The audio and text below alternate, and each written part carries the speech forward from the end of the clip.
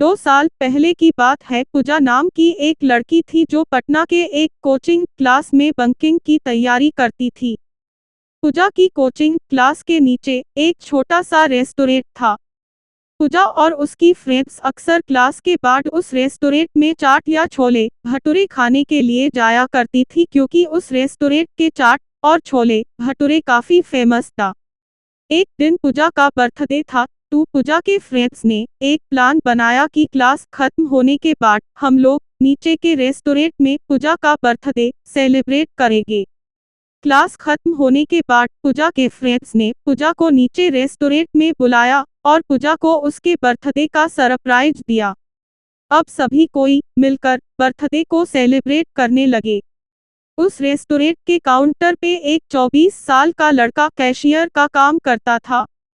जब पूजा और उसके फ्रेंड्स बर्थडे सेलिब्रेट करने के बाद रेस्टोरेंट ऐसे ही बाहर जाने लगे, तब उस लड़के ने पूजा को आवाज लगाई। लड़का मिनुस मैम, ये हमारी तरफ ऐसे ही आपके बर्थडे का छोटा सा गिफ्ट।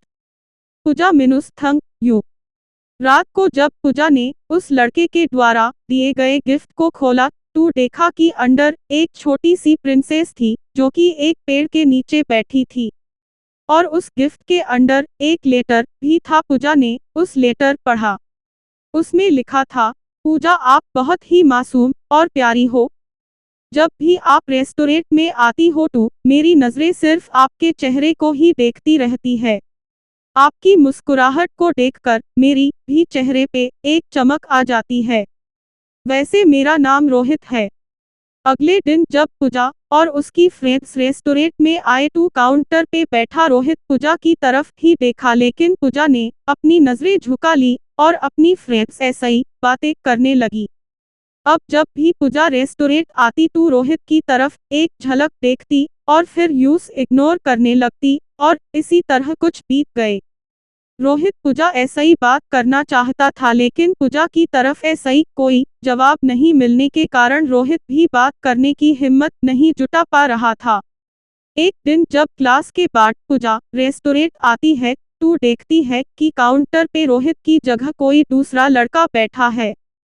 पूजा सोचती है कि शायद रोहित का तबीयत खराब होगा, इसलिए वह आज काम पे नहीं आया। लेकिन देखते ही देखते एक सप्ताह बीत जाता है।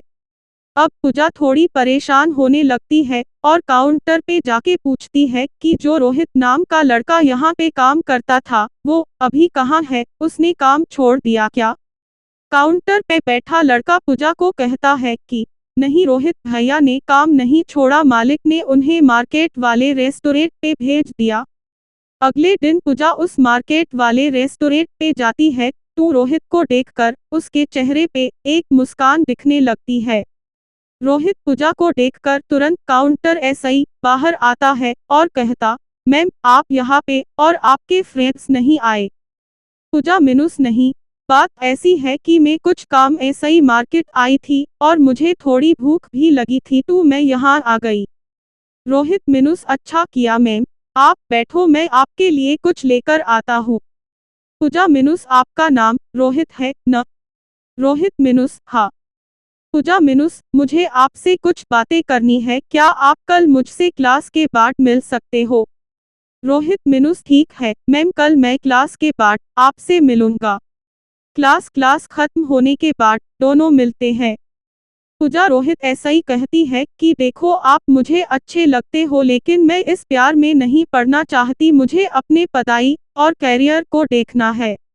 रोहित ने कहा, देखो मैम मैं ऐसा कुछ नहीं करूँगा जिससे कि आपकी पढ़ाई को नुकसान हो, लेकिन मैं क्या करूँ, आपको देखते ही देखते मुझे कब आपसे प्यार हो गया मुझे पता भी नहीं चला। अब दिल चाहता है कि अपनी पूरी जिंदगी आपके साथ रहूं। पूजा रोहित की बात सुनकर वहां ऐसे ही चली जाती है। रात में पूजा सिर्फ रोहित के बारे में ही सोच रही थी, क्योंकि पूजा के दिल में भी रोहित के लिए प्यार जगने लगा था। अगले दिन शाम में पूजा मार्केट वाले रेस्टोरेंट में जाती है और रोहित को एक लेटर देकर वहां ऐसे ही चली जाती है। रोहित जब उस लेटर को पढ़ता है तो उसमें लिखा रहता है, रोहित, मुझे भी अब तुमसे प्यार होने लगा है। ये पढ़कर रोहित के खुशी का ठिकाना नहीं रहता। वह उस लेटर को चूमता है और अपनी जेब में रख लेता है। इस तरह ऐसे ही पूजा और रोहित की प्यार की शुरुआत होती है।